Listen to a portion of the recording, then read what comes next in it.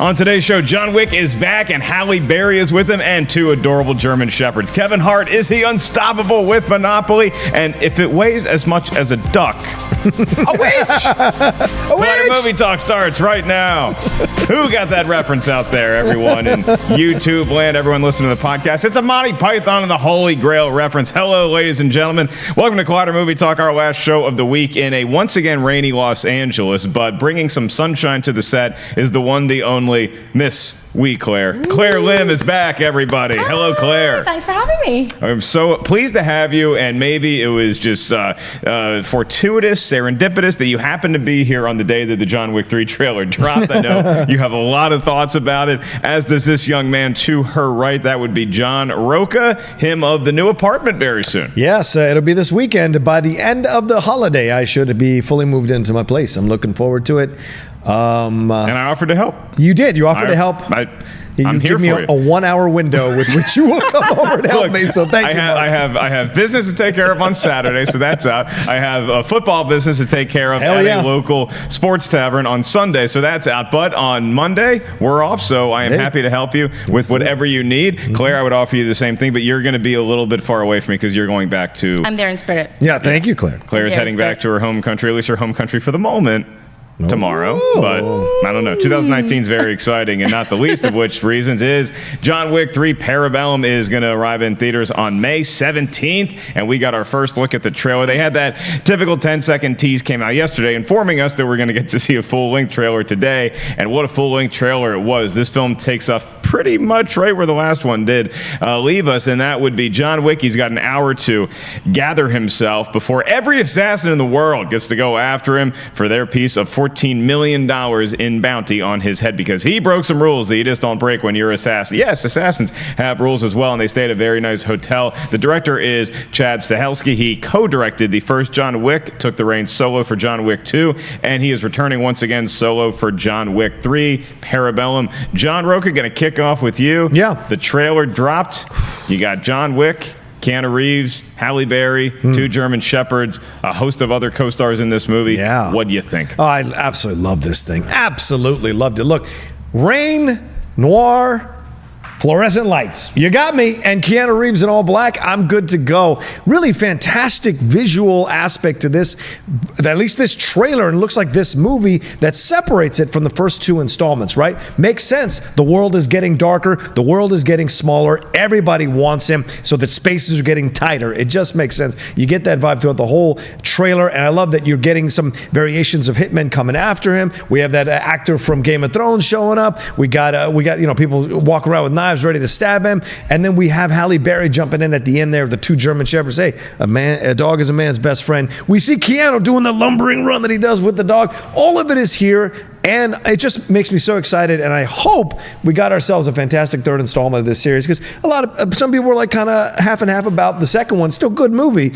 but not quite as good as the first one, so you're hoping this 3rd one kind of brings everybody back into the fold. Yeah, Lawrence Fishburne, Ian McShane, Ruby Rose return to the franchise, and like Rocha said, you get that lumbering caveman-like run by Keanu Reeves. And the movie, the second one, I enjoyed, Claire, and I feel like my favorite part of the movie was the end, where it left us with this great premise to ostensibly close out this trilogy. So we finally got our first look. You were very excited to see it. Did you leave the trailer as excited as you were going in? Oh my God, I've watched the trailer like 5 times. So all I'm going to say is this. I'm stupidly excited. I'm sweating right now.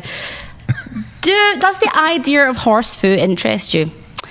Do you want to see a dapper man walking through the desert for no apparent reason? And do you want to see a guy slam a book into another guy's throat? John Wick 3. Yes, yes, and John Wick 3. We want all of those things, and I love seeing the dogs actually get into action. It's like those 2 German shepherds at the end. I grew up with a German shepherd, but it's like you see them channel all of the fear, the pain, the hatred that all canines had from that first movie when they were, down a dog, and then we get set on this incredible story, and we're off and running. Yeah. Is this going to close out the John Wick movies? Because this movie is set up to do very well at the box office. Comes out, it's got a nice wide berth. I think it's 3 or 4 weeks after Avengers Endgame comes out. So this movie could have a nice lengthy run at the box office, leading others to say we could do more films, more something else in this universe. Do we want to see more movies, or do you like a nice clean trilogy, Claire? I think it's wise to do a clean trilogy because these, unlike taking another franchises of not similar, kind of in the same sort of ballpark, they have lost money sort of slightly going on. But with John Wick, it's got stronger. The fighting, the sequences, everything's got a lot stronger as it's gone on. I think how John puts it here so eloquently is perfect. Dark, the world's getting tighter. But I do want to see more. I want to see what the Continental's all about.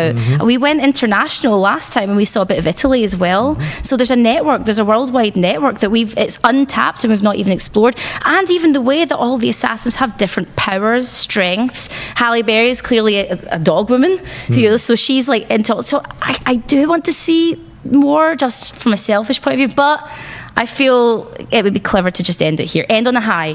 That's what I say. Maybe that high you end on is our character surviving, which could give us another movie somewhere down the road, Mr. Rocha. Yeah, I would love that. I get what Claire's saying. You don't want to have a wrapped up trilogy that works out, but this feels more like one of those characters that you want to see over and over again. Like if you read your favorite mystery writer or mystery author, the same character keeps coming back in different adventures, like Jason Bourne with Robert Ludlum. So many different ones that you can read stories about. So hopefully that happens with John Wick. I would love to see that, as long as the quality stays good. And I think that's what you bring up, Claire. You mentioned Taken. The reason those films have done less money is because they're terrible films. 2 and 3 are pretty terrible films. And so, but if 2 and 3 of John Wick are good, then you want to see if you can keep pushing them. Plus, it gives work to these older actors who used to be leads. How crazy is Angelica Houston in this trailer? And you're like, well, is she playing the mom of the 2 characters from the second movie? Is that who she is? Because if you look, Keanu has that cross, that old school cross wrapped around his fist. Is that payment for something else? Because he's trusted. Well, there's all kinds of love, all kinds of storylines to explore and connections. And what you talk about, the hotel in Europe and the hotel in Europe, there must be other countries that have hotels that he can stay at. And one last thing, shout out to Andy Williams. Shout out to them using the old school Andy Williams to dream the impossible dream, which is from Man of La Mancha, which is about Don Quixote tilting at windmills. What do you think he's doing in this trailer? He is tilting at windmills. Everybody wants to stop him from doing things. So I love it. All right. So, again, the premise of the movie is that John Wick has an hour to kind of gather himself, prepare however he can. It looks like the way he prepares is to get some stitches from a doctor who, as soon as the clock strikes, is probably going to try to kill him himself. What do you do? If you're in this situation, what's the play? Let's say everybody in the Collider office in 1 hour is going to start coming after each one of us. What do you do? Do you fill gas in the car? Do you start driving? Do you hide somewhere? Do you just get some food? Do you just have a nice last meal? What's the play? What do you do? Is this like a kind of, when you say, what's your zombie apocalypse plan? Yeah. This is like, what's your John Wick plan? What's your assassin coming after you for $14 million? Well, as I always say when people ask me about the zombie apocalypse plan, I have no upper body strength. I'm very slow. I can definitely talk. So unless I can just talk at someone until they get confused. Once I did do that and I was like, do you want a hug? And blah, blah, and they kind of walked backwards. I was like, so if I can that's my power, that's my assassin power. Just go crazy. Claire might try to talk her way out of a situation. John, I've seen you talk yourself into many situations. Yeah, that's true. What's Very the play true. for you? I would just lock the door and use a Rorschach thing. I'm not stuck in here with you. You're stuck in here with me. And I would just run through everybody. That's like using my multiple jackets outside and maybe some of Mark's clothes that are hanging off the racks to throw into their faces to throw them off. Something like that. Nice little behind the scenes insight into the studio. I have various articles of clothing hanging around various places in the studio. You never know when you got to be on camera. That's and when you're gonna have to look as nice as this. So this just doesn't happen. You know what this is? It's been raining in LA. And it was cute for the first couple of days. I support the rain. Our climate needs it, but my God, you're done. Huh? You can only hear November Rain on the radio station so many times before it's like, okay, I get it. It's just there's a reason I moved out of California, and it's not this. But it is John Wick 3. I'm getting to see movies like that a little early. Hopefully, get to see that come May. Our next story involves a movie we're gonna have to wait a little bit to see, but if you're a Kevin Hart fan, you're going to get excited because this is Monopoly. There's been a Monopoly movie in the works forever, as far back as Ridley Scott at one point was attached to direct a movie about the all-time classic Parker Brothers game that most people play, get halfway through, then decide they don't feel like playing Monopoly anymore. Now we have a movie confirmed, and that is going to be directed by Tim Story. He's reteaming with Kevin Hart, who's going to star in the film. No logline. We don't have a writer yet, but we know that Kevin Hart is going to be in it. We know that Kevin Hart, despite despite recent foibles with the Oscars, amongst other things, he is a bankable star, and Monopoly seems to be a big franchise that you can really sink your teeth into. Could be a fun story, could be something kind of bland, but maybe they do something great with it. Claire, do you have any faith in Kevin Hart starring in a Monopoly movie? John's laughing because, like, as you're talking, I was like the pain in my eyes. You look like somebody who has been playing Monopoly for 3 hours, and like you don't trust the banker. You just want to get done with the game. Hey, Mark, I like Monopoly like the next woman here, but hey, I like a board game. Don't get me wrong. Sure. I get like films like Cluedo, or you guys say Clue here, I guess. I get that, but I mean, I don't understand this Monopoly movie. So what I was envisioning when I first read this was a giant CGI dog and hat. Just like that, I would watch that movie. Giant CGI dog and hat pounding through the city in a live-action city. Yeah, and CGI Kevin Hart just being Kevin Hart. Yeah, and trying to desperately pass go. Well, can they make it? Who knows? Who knows? He wants to collect that $200, and he does a pretty good job voicing the bunny in The Secret Life of Pets. The sequel comes out this summer. So, Rocha, there was a previous version of this movie, and that project was centered around a young man from Baltic Avenue, which is a very modest part of the game board, who eventually is going to move his way up to maybe getting Park Place or Broadway or one of those things. So is that the way we go? I mean, do we go around the board game? How literally do you take the Monopoly movie? Yeah, if I don't see Reading Railroad have something to do with this movie, or B&O, all those places. $15 in a beauty contest. That's right. That's right. The chance, all that stuff. You got to have it all play out. Get out of jail free card. It's all got to come into play.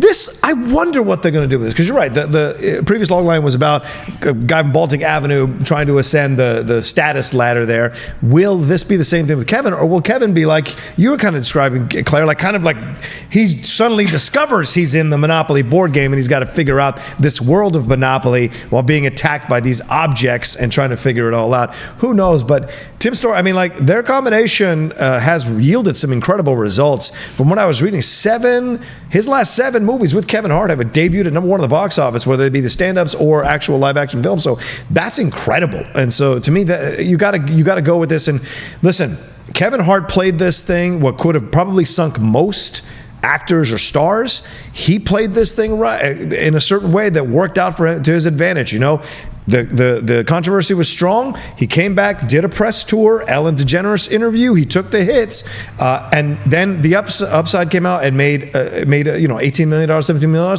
And now he's bankable again. Now we can start releasing stories about Kevin Hart. Now we can start handing him movies and start talking about it more, and we move past this controversy. Good or bad, you have to note how he handled this. And I think that speaks to the larger question, is Kevin Hart just an unstoppable force right now in the world of entertainment, where controversy isn't necessarily going to sink him? Where, I mean, I don't think that this Oscars controversy should have been anything to ruin a career, but it certainly was interesting the way that he actually embraced it, and then he went on talk shows to promote that. And then also, by the way, I have The Upside coming out. And also, by the way, when you look at the recent box office movies he's had, been a lot of success in there. Now, he's been the co-star to people like The Rock. He's been the star of the movie. He's teamed up with Tiffany Haddish recently. He's done a stand-up movie, made $20 million at the box office. That's incredible. So, Claire, do you look at Kevin Hart as being an unstoppable force in the world of entertainment right now? It seems like, I mean, it does seem like it. I mean, I like a Kevin Hart movie like The Next Person. He's fine. I'm not a big fan. And I think he did handle the controversy very well. I think people have to be accountable for what they do and what they say. But at the same time, there's to be some logic. There's levels. How bad did he murder someone? No. Okay, so, and he said sorry, and that's fine. So I'm glad that he's been forgiven and everything. It shows that there's a bit of logic behind it, and people aren't just like pitchforks. But yeah, I think he is. I absolutely definitely think he is. I'm just not the hugest fan of Kevin Hart, and no offense to fans of this potential movie. No.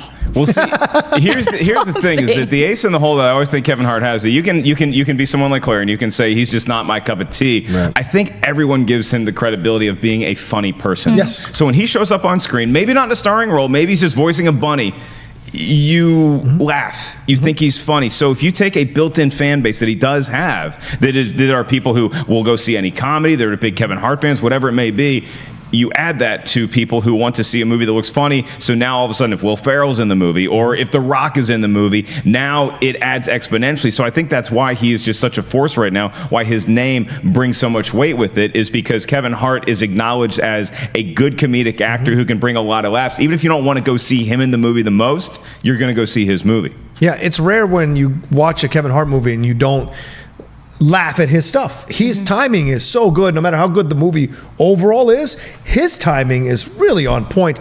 And with multiple different actors and actresses who maybe aren't necessarily comedians right off the bat, he plays with them. He works with them. The chemistry is there. Like what was The Wedding Ringer or the whatever that was. I actually enjoyed that movie. It was a nice. You could put it on a Saturday afternoon and watch it while you're hanging out doing other things and enjoy the movie just fine. The Wedding Ringer. Yes, yeah. Kevin does a great job with those kinds of movies. And I don't know if I'm making the right comparison. I don't want to get raked over the coals with this, but Tyler Perry came out, had all these films, and he had a rabid fan base, and people followed him into whatever he did. Kevin has developed that. People have to start looking that the black or African American audience is there for their people. They want to respect them. They want to go, and they want to show that they are a financial force and an arts force that they'll support if you make movies for them. And so we saw this with Black Panther, and we certainly see this with Kevin Hart consistently, and that's a good thing. See, I don't see him as a Tyler Perry version at all. I just see him as a comic that came out where whether it's an Eddie Murphy or it's a Robin Williams, and I'm not even comparing them stylistically or as far as talent goes, but if you have a stand-up rocket to success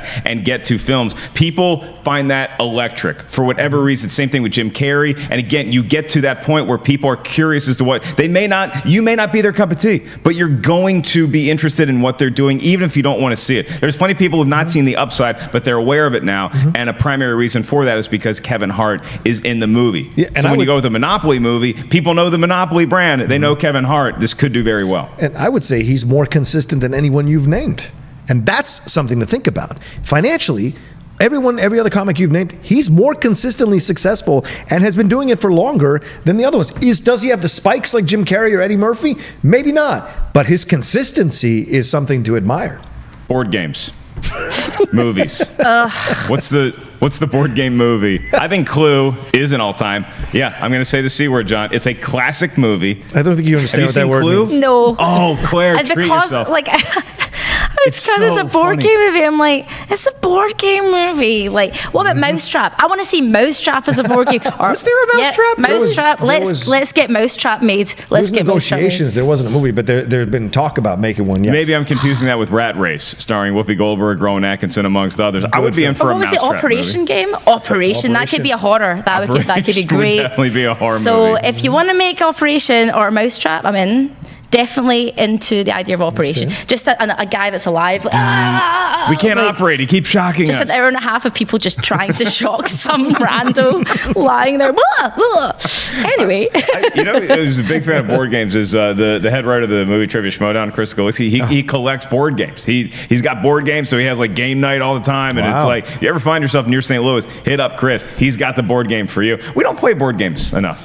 Yeah. Why don't we do that here at the office? Because we've become technologically, we've moved but past sometimes it. It's just fun to put your phone away and just focus on a board game. Yeah, sure. Let's do it in this office. One of the most competitive offices on the planet. Let's play board games. I'm not competitive. Claire and I just show up. We just do the show. I think we should play board games. Like, we one-on-one board game. We just discuss a random film while playing the board game. Oh, okay. Like, we've got an above shot. We just we can talk about board games and films. We should do it. All right. Well, before we get to our next story, Adam, bring in Candyland.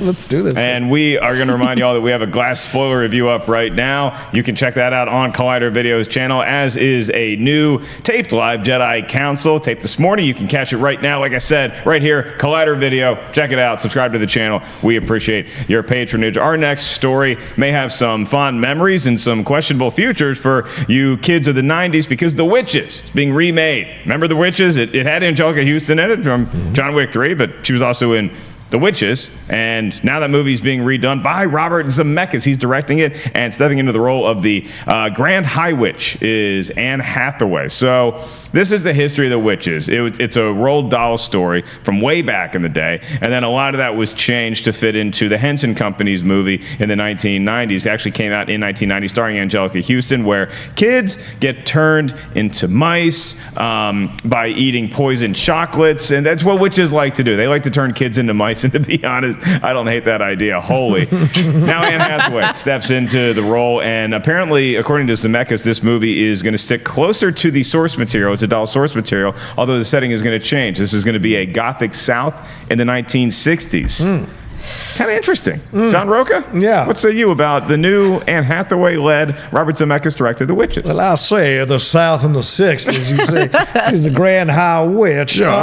She's played a witch already in, in the Johnny Depp Adventures, the Alice in Wonderland, right? So here she goes, going into now she's going to play maybe an... Is she a witch in that? Isn't she some sort of witch? queen? Oh, is she a queen? Is She's that what a it queen, is? yeah. I don't know. She's turning people into things. I don't think I don't trust her. She's a fantastical being. There we go. She's a fantastical being. Claire. So she'll stay in that vein by doing this. I think it's a great casting choice. I mean, Anna has kind of bounced back from all that Les Miserables stuff and everything that happened around that. She did win the Oscar, but got a lot of crap. But then seeing her in what was it? What was that one with the kaiju? What was the name of that one? She was fantastic in that one. Colossal, great film. She's so good, and she's been doing these other smaller films, kind of building herself back up. So this is a great next step for her. My concern is Zemeckis coming off a Welcome to Marwen. Sometimes filmmakers lose their touch. It happens. They get older. They can't quite recapture the magic that they had before. And I wonder with the box office. Are you just looking at box office, or did you see Welcome to Marwen? I did not see Welcome to Marwen, but the reviews were horrible. Okay. So you're just like, well, if the reviews are that bad and people didn't like it, and not like Zemeckis has been making a lot of good films over the last few years. So you're concerned if they're going to do the right adaptation. But you hope, right? You hope, because all of us from a certain age, we love Zemeckis' movies. We hope he can recapture it again. And this is an interesting property to do that with. And Anne Hathaway is a good actress that could maybe take you over the top with it. Yeah, I'd be interested to check this out. I remember seeing the original one on TV when I was a really little kid, Claire, but I never really hooked me. Like, obviously you're a kid, you're going to be interested in whatever is happening with the Henson Company. There's a lot of puppetry going on. I'd like to see some of that in the new one, just at least as an homage. But did you ever catch the original Witches, the one from 1990? Does the updated source material interest you? Oh, yeah. I mean, I loved Roald Dahl. Like, I was such a big Roald Dahl freak when I was younger. I loved the Twits and James the Giant Peach and the Witches and all of it. I loved it. He's such a wonderful writer. I loved this film. And I watched it recently at Christmas time. It was on TV again. What the old film does well, which is why I'm hoping that we're going to see with the new film, is it's very much a children's film. Poisoned chocolates because they don't like the smell of children and they turn into mice. But Thank you. Finally, somebody admitted I've always said kids smell funny, but nobody believed me until the Witches. But the way that it starts, like in, I think it's Austria or Germany, with the grandmother telling the story about a witch that trapped a young child in a painting, and as they got older, the little girl became older in the painting until she disappeared. That's quite grim for a kids film. I remember it made me feel funny. I was like, oh, that's quite scary. I want them to make a beautiful kids film that has a bit of darkness to it like that, and a bit of humor as well, because there's a lot of humor in this as well.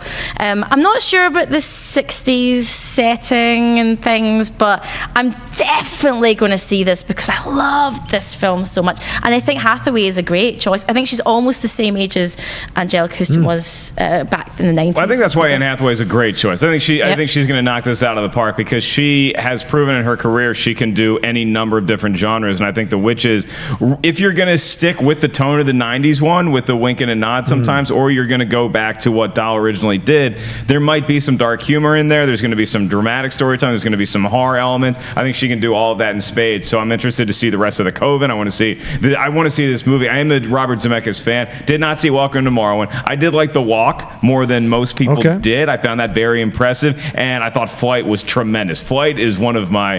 That's a great rewatchable movie for me. To seeing Denzel Washington in that decline, it's so good. If you haven't seen Flight in a minute, don't catch it if you're about to take a flight. So Claire, do not watch Flight tonight. Other than Claire, check out Flight sooner rather than later if you have not already. Got one more story to get to, then we're going to save some time for your live Twitter questions. Go ahead and start tweeting us right now at Collider Video. Use the hashtag Collider Movie Talk and give us your thoughts on any of these stories or whatever else in the world of cinema or board games you would like to chat about. Last story is a trailer for The Man Who Killed Hitler and Then Bigfoot.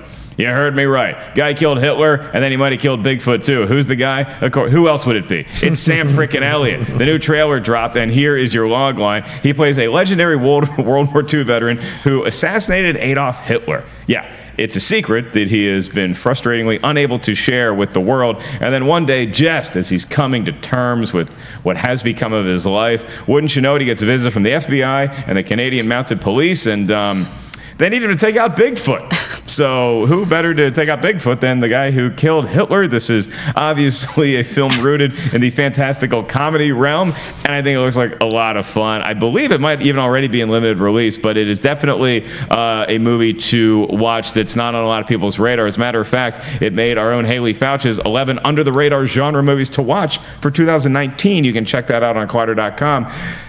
Claire Lim. I mean, Man killed Hitler. Now he might kill Bigfoot. Right guy for the job, Sam Elliott. Oh yeah, I love Sam Elliott, and I really like Tombstone. Actually, I really like Tombstone. I said it to my husband recently. He went, "You like Tombstone?" I was like, "Yeah, I like other stuff that isn't superhero-y." I'm a big Tombstone fan as well. The guy to your right is a little lukewarm. Oh, sorry. Well, there's two of us, and there's one of you. So that's all I'm saying. I get we're it. here, Democracy. and you were there. You got 30 minutes before everybody else in this office is going out. That's right. I I'll be your Huckleberry. It looks like, okay, so it sounds ridiculous. The man who killed Hitler and then Bigfoot, right? So this grizzled old guy, someone, he's just getting to, I'm just going to chill on my porch with a glass of whiskey. What was that? Bigfoot? Fuck's sake. Like, I could just imagine, because if I was that age and I'd killed Hitler and I'd been struggling for years, I'd be like, nah, you're on your own, mate. Sorry. But it looks really good. Like, I watched the trailer and I was like, I'm 100% in. Like, it has a kind of like, it reminded me of Logan a little bit, actually. It just had that grizzled old dude just trying to get through life, and I quite like films like that. So I'm really, really, really into it, and I think there should be more films with elaborate titles. I do like the elaborate title. It's got that fantastical and I dare say old-timey movie kind of feel to it. Rocha, Sam Elliott really experiencing a career resurgence since a couple years ago when I bumped into him at the Burbank airport. You're welcome, buddy. This movie, is this the latest, or is this one that's going to kind of halt that in its tracks? Tell me a joke, Mark. Tell me a joke. Very nice gentleman. What flight are you getting on? I'm just waiting for the dude to show up. Does the dude show up and help him kill Bigfoot in this film? I want to see.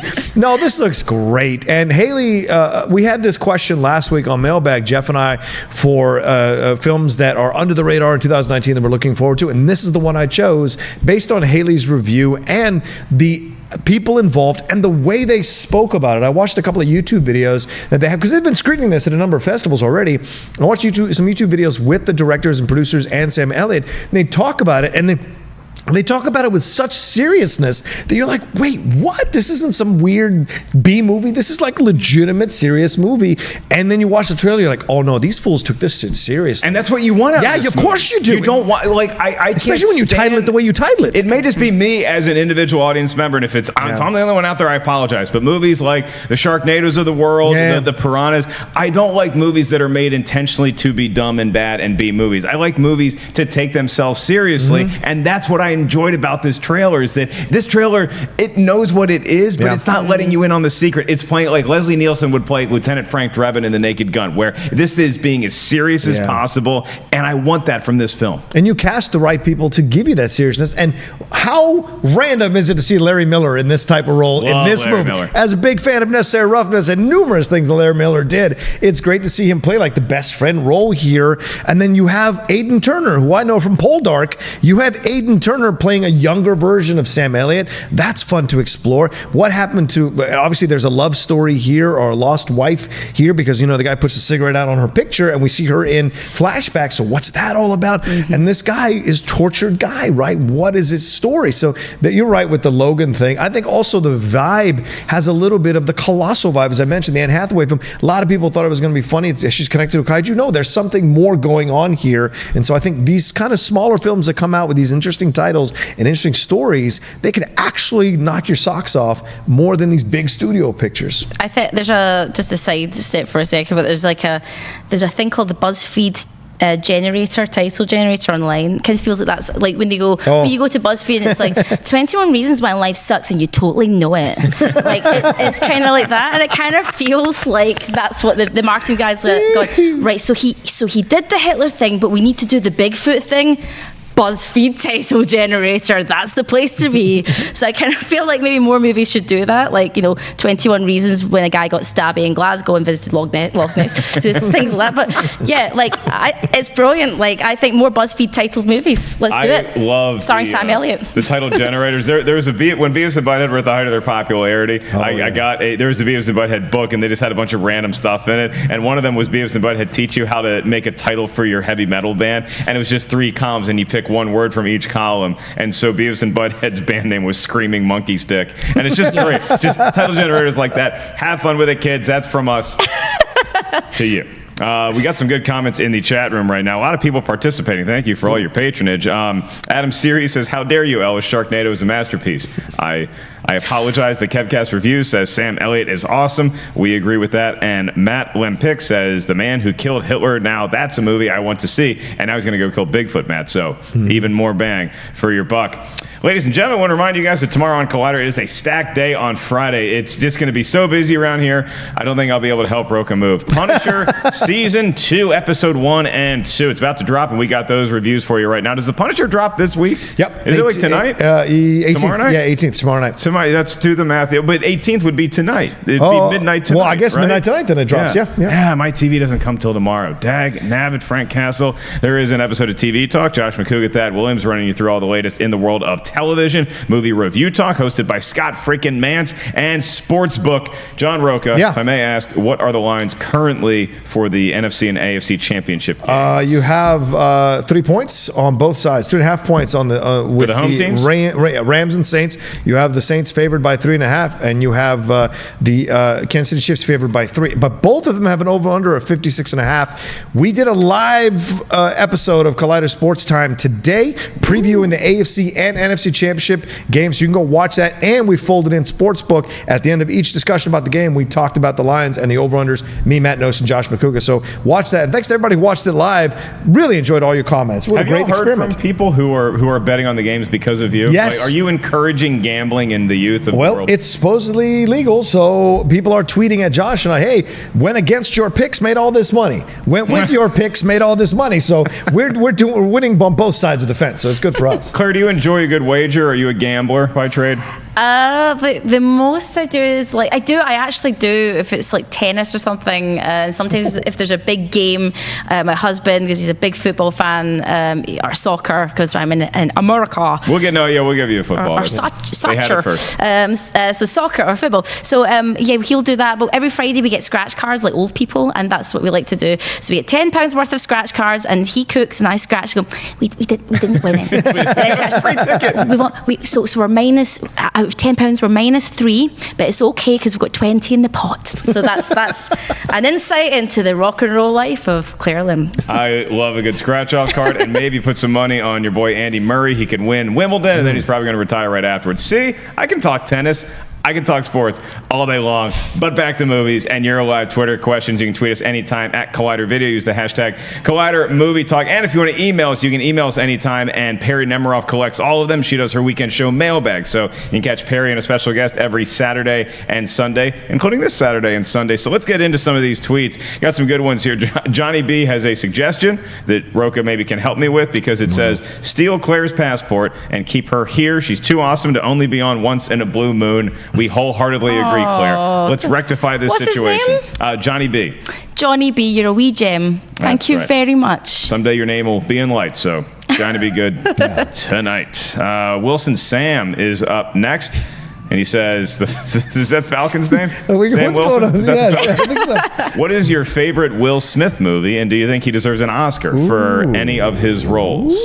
Favorite Will Smith? Oh my God! Remember last time I was here, I told you about my Will Smith dream. You do have Will Smith dreams. He's that's right. I have a recurring Will Smith dream. For those who didn't tune in last time, and he just helps me out when I'm feeling anxious during the day, and then visits me in my dreams. And no, I don't have a crush on Will Smith. Actually, I'm just a weirdo. That's just between flying zombie apocalypses and Will Smith being my dream friend. That's my brain. So maybe your favorite Will Smith movie could be Hitch, because he's just kind of like he helps Kevin James through relationships the same way he coaches you through anxiety. I've always thought he's got a nice vibe. He just seems like a very fun person to hang out with. He's just a good dude. And that's why. But anyway, I digress. Enough about my stupid dreams. John, Will Smith. I can't say anything other than Bad Boys. I love Will Smith in Bad Boys. That's one of my favorite films. But Oscar-wise, I think he was unfairly looked over for Concussion. He's incredible in Concussion. Your issues with whether they went far enough with the movie aside, his performance is incredible. I know people may be able to tell the truth.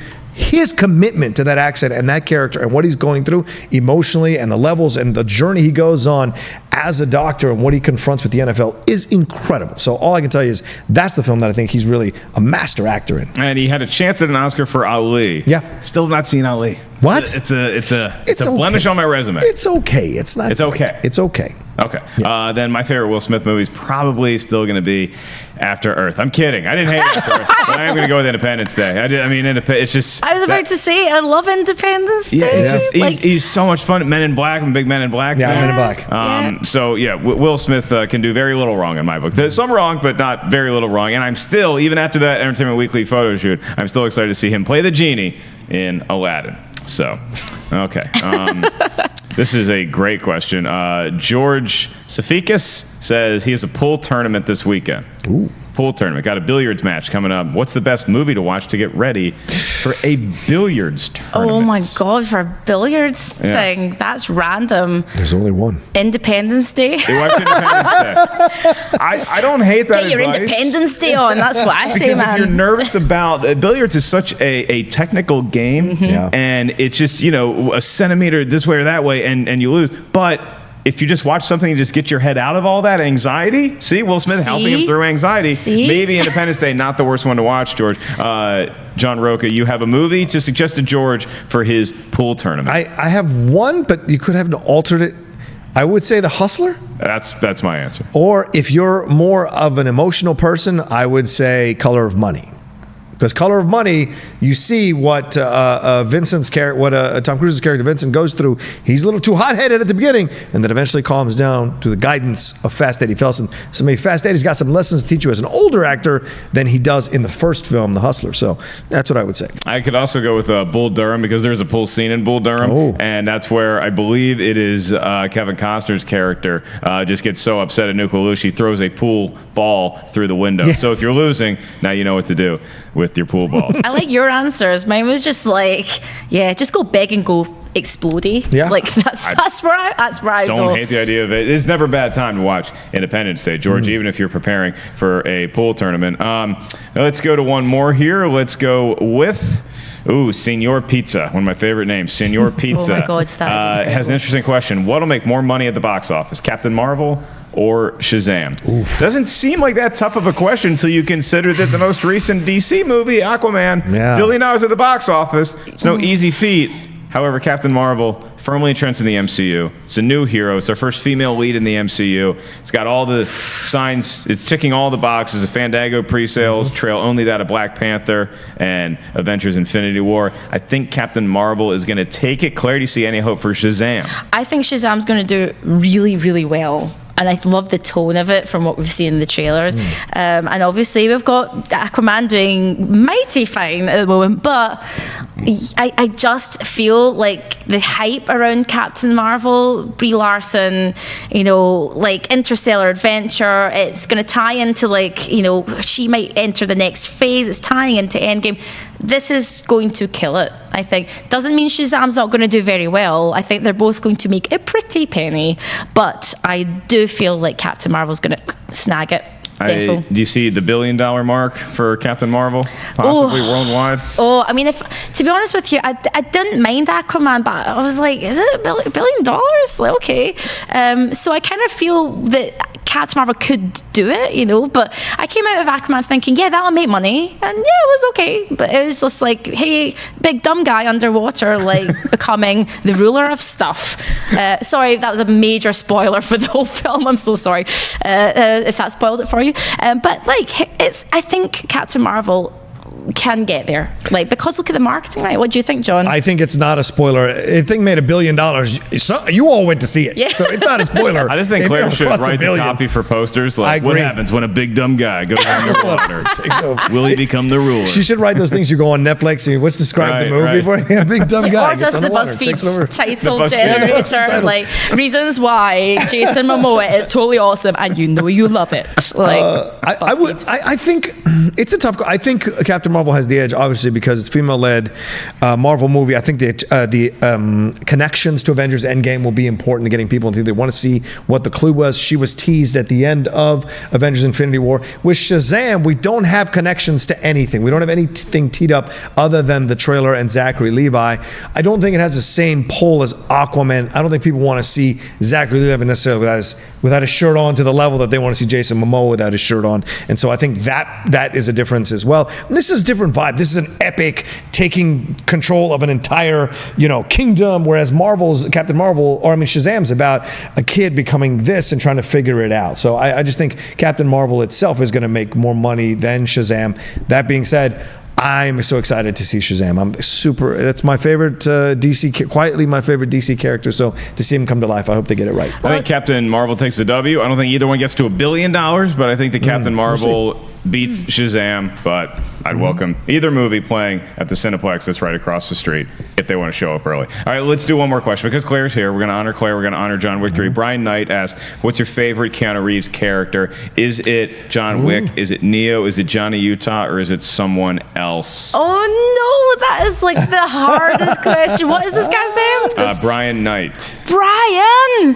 What the hell? Yeah. He probably heard our podcast that we did. Yes, because we did the podcast, Real Imagine Future. Yeah, and I was lucky enough to be a guest on Claire's podcast when we talked about what might have happened to the characters from Point Break. I am going Johnny Utah all day long. My favorite Keanu Reeves character. Respect Neo, respect John Wick, respect Jack, what's his name from Speed? The answer is Johnny Utah. Oh. Give me 2. Oh, okay. Okay, I'm going to be controversial. I mean, I love a lot of Keanu Reeves films. I'm a huge Keanu Reeves fan. But because he's been killing it as John Wick, and he's older now, and I like the fact that he plays like an older man. He's not like slick, that walk that you talked about earlier.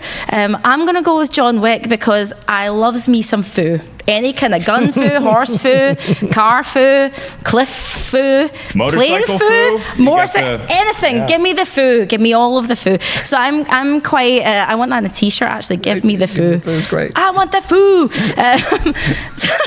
Give me the foo. She's taking John Wick. I'm taking Johnny Utah. Rocha, you are a Jonathan Harker guy. Why? Yeah, I know. There's something about him and his English accent in Dracula. I can't deny it. Okay. Here's my thing. It's absolutely John Wick. I've never identified more with a Keanu Reeves character than I do with John Wick in terms of like the fantasy of wanting to be that guy. And I love watching him. And Johnny Utah is fun when you're in college, but like when you get older, like me, you start to hit that wall and you start to feel it. Boy, did I sit next to the wrong guy at the dinner party. I mean, John, Mark is dressed today like he is still in college. He is still in college. No offense, we love you. It's raining and I don't care. I got no class tomorrow. I go Johnny Utah, then Ted Theodore Logan, my 2 favorites. Hey, can I stay over for the weekend, babes? I like John Wick because I'm a fan of noirs as well, and I love hitman movies when they're done well. And Keanu is just a guy you just can't help but love. And videos pop up all the time of him sitting on the subway, chilling out, helping people, doing things like that. He's such a cool dude to see him in this stage of his life and to see how he's doing with this John Wick character. I think Neo kind of loses a little bit for me because the second and third installments are so bad. But seeing this character, this is like you reach that point. And so for me, I love that about him, and his code and his ethics and his morals are so on point that I enjoy that character a lot. Even though he's a hitman, Go check out if you can, if you're into John Wick and you'd like Keanu Reeves, his training for John Wick 2, and I watched like 15-20 minutes of it, and it makes you really appreciate it so much more. And I'm gonna say this, just if you love Keanu Reeves, just let's scrub out the memory of that wedding film that he did last year. I like that movie, the Destination Wedding. No, Mark's opinion doesn't count now because he's dressed as a college student. That's all I'm going to say right now, okay? So come back to me when you're wearing something grown up. Boy, I thought Destination Wedding was great. You know why? Because they had wedding foo in it. Thank you, ladies and gentlemen. I want to say thank you to my panelists, especially the one, the only Miss Claire Lim. They're calling you Claire Foo in the chat room. Where can all the kids out there find you Claire and Foo. all of the wondrous things that you do for the entertainment community? Thank you to my Claire Foo fans. So you can catch me on Twitter. Come join the Geeky Conversation Twitter, We Claire. I'm on Twitch now, live streaming comics, talking about movies. We've got stream themes every week, every day almost. It's We Claire here on Twitch and We Claire here on Instagram. Join me, talk to me, geek out with me. Mwah. The best in the business. Wow. And John Roca is also here. Yeah, John Roca, you do not like legumes? Nope. What can we do for you? What's your Twitter handle? Where can the kids check you out? How do you follow that? I think we have our Schmoedown name, though. That's for sure. Claire Foo is a great Schmoedown name. Oh, my God. Coming out with that. You can find me at The Roca Says on Twitter and on Instagram. And don't forget, like I just said, the Collider Sports Time. We did a review of AFC, NFC Championship games, a preview rather. Go and find it on the Collider Sports YouTube and podcast channel. Thanks, everybody. I am Ely Markel. See you guys at the Comedy Store this weekend. Next weekend, the big show in New York City. Friday night, you can get your tickets at markellislive.com. And then the next night is the movie Trivia Schmoedown. Looking forward to seeing all you smiling faces in the Big Apple. Until then, have a great weekend, everybody. Throw it to the wide to say goodbye. We'll catch you next week for a new episode of Collider Movie Talk. Happy birthday, Betty White. Hey everybody, Mark Ellis here. Thanks for watching this episode of Collider Movie Talk. You want to watch more? Then click up here, or you can click right here for more great content from Collider. And if you haven't subscribed to Collider Video, do so right now and share this vid with your friends. Thanks for watching.